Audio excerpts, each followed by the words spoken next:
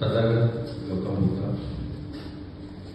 सम्राट छत्रपति शिवाजी महाराज, छत्रपति संभाजी महाराज, प्रमिला राजे छत्रपति शाहू महाराज, महात्मा ज्योतिबा फुले, बिरसा मुंडा, माँ जिजाऊ, माँ रमाई, माँ फातिमा शेख, माँ सावित्रीबाई फुले, इन सबको याद करके बोधिसत्व, भारत रत्न, विश्व रत्न, परम पूज्य डॉक्टर बाबा साहेब अम्बेडकर इनको नमन करता हूँ, कोटि कोटि नमन।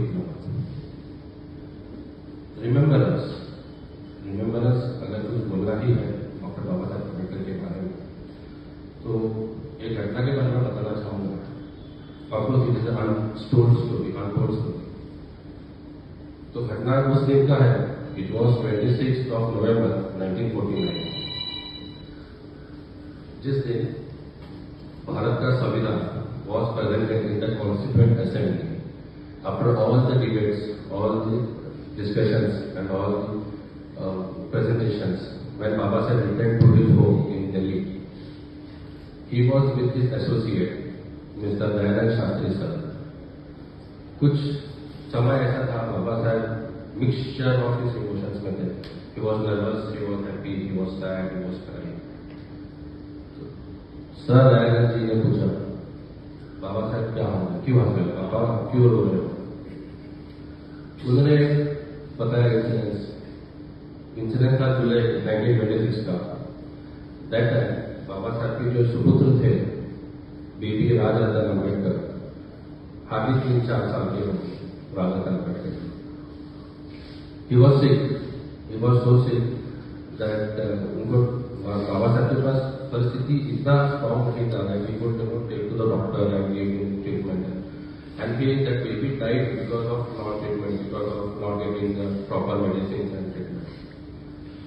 उस बीमारी की वजह से उनका देहांत हो गया, राजरत्न अम्बेडकर साहब का। परिस्थिति इतना नाजुक था, इतना हालांकि था कि बाबा साहब के पास उनका कफन लेने के लिए भी पैसे नहीं थे। तो आस पड़ोस के सब जमा हो गए थे।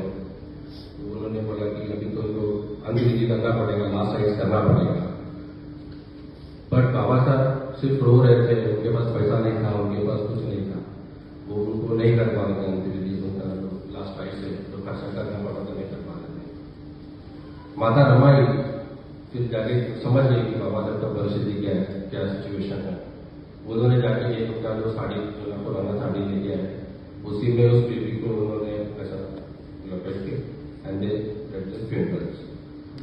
तो उस वक्त उसके दूसरे ही दिन बाबा साहब रुके नहीं, वो शोक नहीं मनाए। उनको एक अर्जेंट मीटिंग में प्रेजेंटेशन देना था, वो चल पड़े।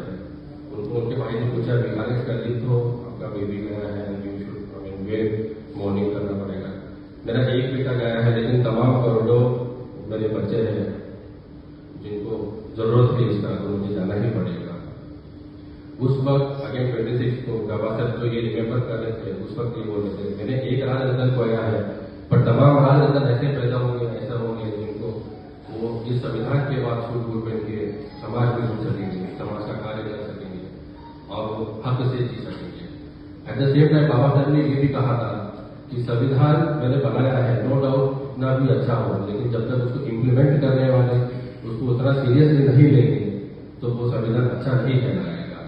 जो व्यक्ति पावर में बैठा है, जो व्यक्ति उसमें संविधान को रक्षण करने के लिए बैठा है, उनको उसका अहमियत समझना पड़ेगा, उनको उसको इम्प्लीमेंट अच्छा से करना पड़ेगा as per law, as per जो ट्रू स्पिरिट, जो उसको true spirit and internal spirit उसमें करना पड़ेगा। देन ओनली संविधान विल बी ए गुड संविधान, गुड कॉन्स्टिट्यूएंसी।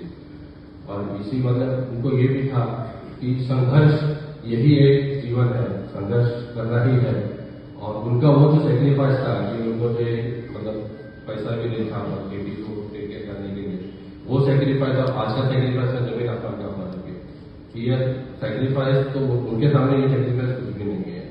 इट्स जस्ट इस ग्रेट वर्क, इस सेक्रीफाइस, इस struggle, what ever he did. और उसके बाद आज हम सब मतलब जो समाज में घूम रहे हैं, जो हम कर पा रहे हैं, उसके सामने ये कुछ भी नहीं है। बस ये 2 शब्द बोल के मैं रुकना चाहूँगा, बाबा साहब को नमन करना चाहूँगा। जय हिंद, जय संविधान, जय भारत।